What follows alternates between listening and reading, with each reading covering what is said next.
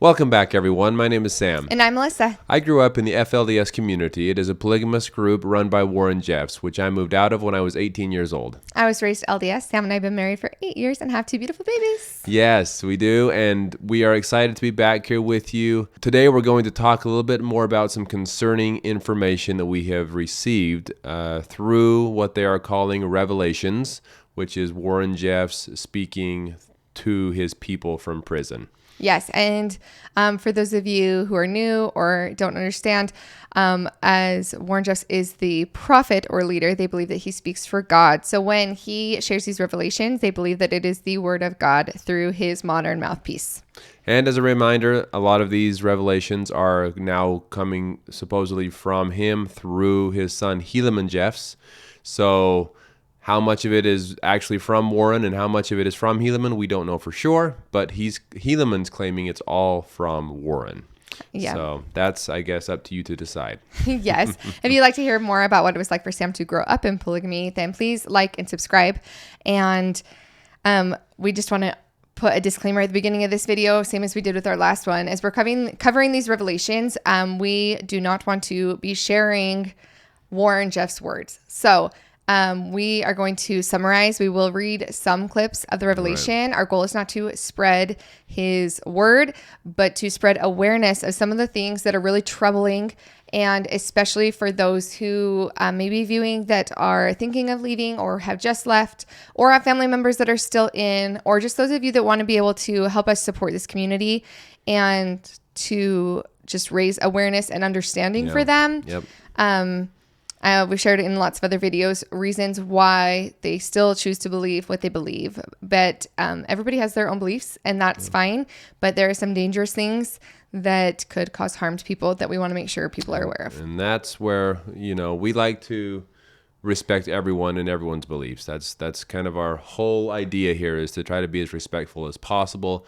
But when certain things are made known to us, we feel that we have to share how concerning they are to potentially the members of this church, and also families and loved ones from that still have members out there in this community. So, we'll get into it. So the main one that we want to talk today, so this was a revelation Wednesday, August 10th of 2022. So very recent. Yeah. And there's so much information. I know we've shared before. We will be sharing more pieces, again, kind of like more summarizing of the many things that are kind of troublesome with these new revelations. Mm-hmm. But one of the things that we wanted to address today is the very brave person who sent us these revelations that had received them directly, that recently left. We're super grateful to her and her bravery in sending these to us. But sorry. I just want to, thank you as well. That was it's very nice to have this information directly from the source, and not from someone's, I don't know, I heard this from someone and someone heard it from someone else. This is directly what the members of the FLDS church are receiving. These are the exact words they're receiving out there. So. Yeah, and when they sent this revelation, they specifically stated that they felt a lot of concern for their family members because of some of the rhetoric that was brought up regarding the last days. Now, the FLDS have brought up multiple last days, and we have videos on that. The end of times is definitely something they focus on a lot, right? Like, how many times had it been revealed that there was going to be the end of days, like while you were there? At least 3 that I was very familiar with, and there's probably been more since I left. I left many years ago, so at this point, who knows how many I'm not aware of. But it's something that they use often to try to keep the followers following. It's hey, there's a deadline to this. If you're not ready, if you're not prepared, if you're not following the rules, you will be destroyed. Those are the type of things they would say, and it was very common. And trust me, it worked on me. I lived in fear a lot of my growing up years because of these types of things. That if we weren't being perfect enough or good enough or following the rules, that we would be somehow destroyed. So it's a real thing, and it definitely puts fear into the hearts of those that follow. Yes, and in one of the other revelations, it had talked about the fact that they believe that Christ is going to have his second coming within the next 5.5 years. Yep. So another deadline. Another deadline for sure, which again makes some of these other things more concerning. But the one that we wanted to talk about today talking about the end of days, and it's talking about how the people are going to have to prepare themselves. And we'll just get into it because I don't even know how to just bluntly say it. But so we'll just go straight into it. But I wanted to kind of start when they said there's going to be things made known in the New Jerusalem, Zion city. Now, they believe that this is going to be built up in Missouri because of Joseph Smith's teachings. But it says, and the center portion of that city will come from heaven, a large portion at the glorious appearing of Jesus Christ, and millions of celestial resurrected peoples will come with him. Okay, so the largest portion of the city is going to come down, already built. That city is described in the last chapters of the scripture book, New Testament, in the book called Revelation, written by John the Apostle. It's surrounded by a high wall shining with sunlight, and all the grounds inside that city surrounded by that high wall will be celestial resurrected elements that begin to translate this world deep in the earth into a celestial type of condition. Now, the LDS, the LDS may have shifted on this, so I will just speak for the FLDS and how I grew up in the LDS and my personal experience, because I know that there have been shifts in beliefs as far as how celestial matters will be taken care of. Right. But in my experience, growing up in the LDS, we were taught that the earth was going to end up becoming the celestial kingdom. Right. So the earth would become pure in the last days, and that would become the celestial kingdom. The FLDS still hold true to that. So when they're talking about the fact that deep in the earth, there's going to be the celestial type of condition, the earth is going to become the highest degree of heaven. It's interesting here to point out, though, they believe that a piece of this Zion, which is the place prepared for Christ to return, and a perfect place that the FLDS are yearning for, and that's what they're hoping to be able to achieve, is live in this place called Zion, where Christ himself will dwell in all of the righteous. And so, interestingly, here they're saying a piece of this land is going to be already pre-made in the heavens, and sent down. A celestial matter. Yes, a celestial matter. And then those followers of, I guess, that are faithful followers will build up the rest of the city. Well, and they're going to have some extra help, which I will read in this next verse. And some extra help, yeah. And Enoch's city exists on a planet known among mortal mankind as Mercury, called in the Holy Melchizedek Priesthood Church and Kingdom of God on earth as Mercurus, translated planet orb world. Okay, in case you didn't know, that's what. So for those of you, for Mercury, right? So mortals know it as Mercury. It's going to be Mercurus, the translated planet orb world. A people and lands and cities will come from that planet of a translated order that will surround the Jesus Christ celestial resurrected, high-walled, shining with eternal sunlight, celestial resurrected center portion of New Jerusalem, Zion city. That was a long sentence. That was a lot of words. And translated communities will surround that high wall outside the wall. So there's going to be translated communities. The city of Enoch being raised up and lifted into the heavens, for those of you who aren't familiar in the Bible. And as a reminder, they fully believe that everyone that doesn't dwell in this place will be destroyed. So only the righteous will be saved, and they'll be living in this place called Zion. The rest of the world will be destroyed. That's the idea that they're going off of here. And in the north country, in the northern portion of New Jerusalem, Zion city, will dwell mortal saints. Now, this is the part that we wanted to make sure people were aware of. Will dwell mortal saints, mortal parents raising mortal children. And the mortal saints, adults, will all possess the fullness of the second endowments of Jesus Christ's temple order ordinances sealed upon them. And they will prepare themselves and their children to either be translated or celestial resurrected. Some able to remain on earth, others to be lifted up to a sun-star orb world, shining eternal sunlight on this world, to dwell there for a time, to learn how to dwell on the celestial sun-star orb world before this world is celestialized.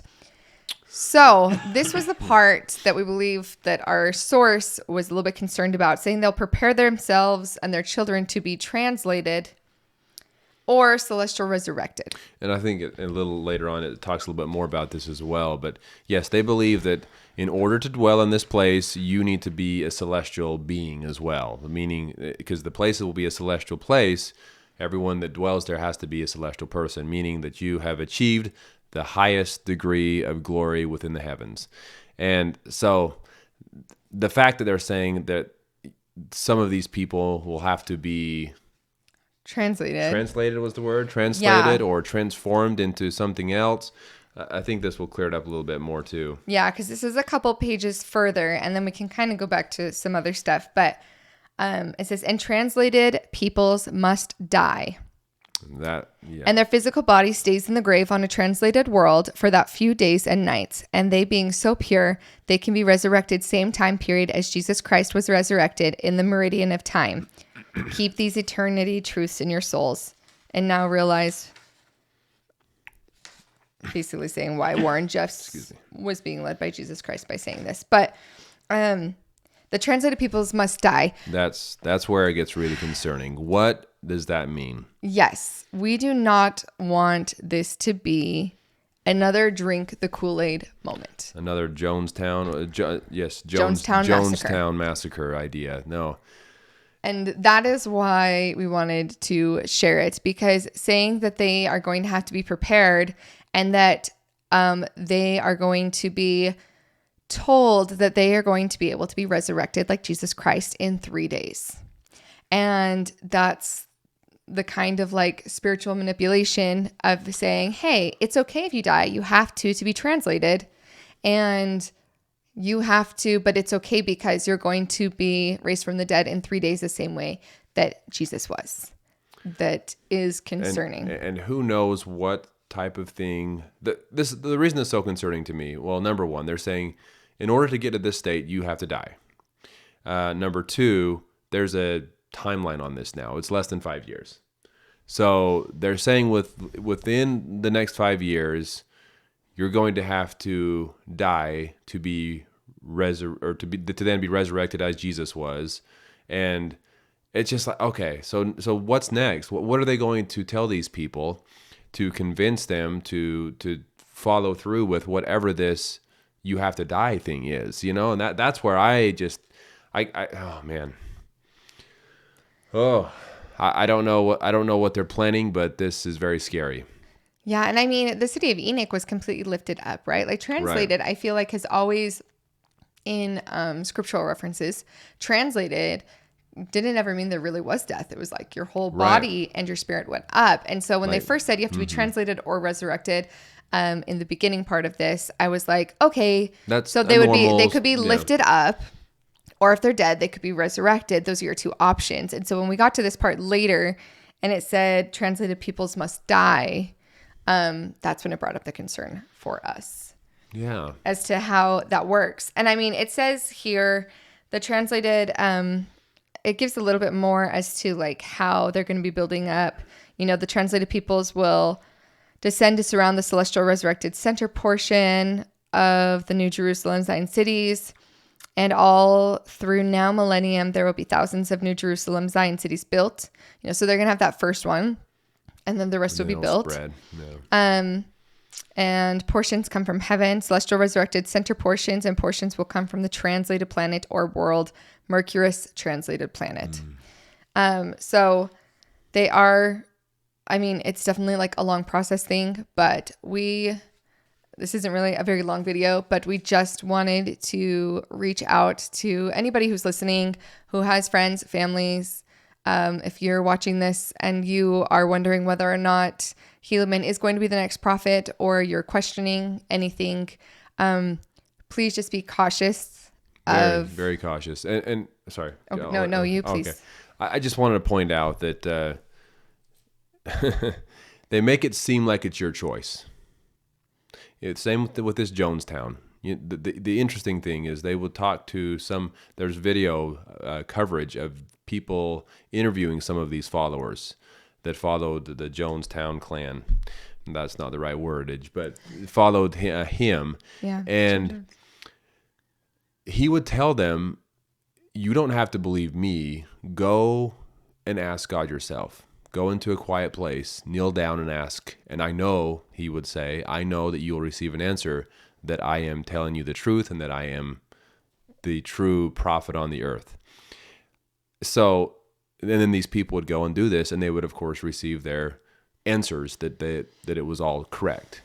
Because if you go with the intention of, okay, this has to be right because I believe this guy, then you're subconscious, I guess you could say, can convince you of certain things, and then shortly thereafter, he forced them to all commit suicide. So it's just a very scary thing that I can speak from personal experience. It's very easy to fall into the trap of, oh no, this is me. I had these feelings, so I know it's true. And then next thing you know, your world blows up in front of you. Please be careful, cautious. Very careful with anything that someone's asking you to do that seems that it's just not, if it doesn't feel right, if it feels off, most likely it is. And please reach out. You can reach out to us. We have our email down below. You can reach out to Holding Out Help. We'll put their information below as well. If you just need to talk it out with somebody, we've had people reach out to us like that, and we would love to be a resource for just working through any thoughts as you might be questioning or wondering about these type of things. And there's a lot of people, and definitely within our YouTube family and community, who love and support you and know that these are difficult things to overcome, or take a step back and say, maybe this isn't right. Maybe this isn't what I thought it was. But anytime somebody's asking for you to harm yourself or your family, please just take an extra second to think about it and possibly reach out for help to work through those things. Yeah. Yep. I would just say ditto to that. And yeah, please feel free to reach out. We love to be there as support and help, or just answering questions for anyone that feels they need to talk. So absolutely. So again, sorry for the heavier topic, but we just wanted to make sure that we got that message out and that people were aware. And we know that there are FLDS people in a lot of communities now. So this could be your neighbor or a friend or your child's friend. And we just want people to be aware so that they can help and reach out to those people with love and compassion and understanding as to why they do what they do. So anyway. And I guess the same could go out to anyone that is in different religious groups, that if something feels off, feel free to reach out to us. Even if we didn't grow up the same exact way, we're still here to help, and we would love to talk it out. So thank you all for being here. Thanks for watching, and we look forward to talking to you and seeing you soon. Talk to y'all soon.